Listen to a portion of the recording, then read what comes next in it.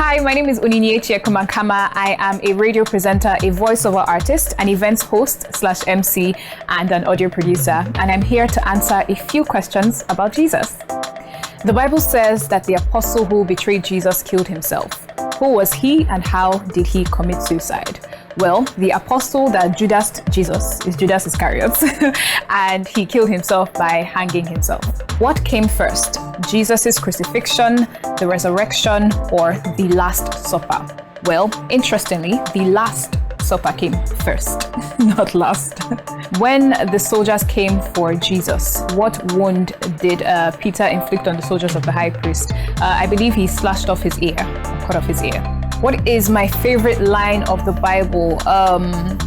What is my favorite line of the Bible?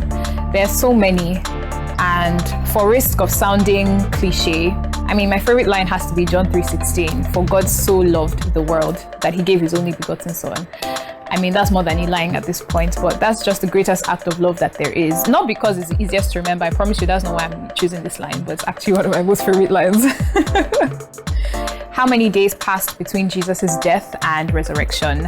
3 days passed. The Sunday before Easter is called what? I hope I'm allowed to give two answers for this, which would be Palm Sunday or Easter Sunday.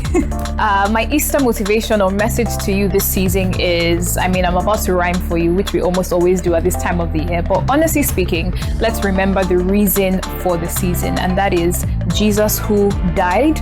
And interestingly, he died what is known to be the most painful death ever, death by crucifixion.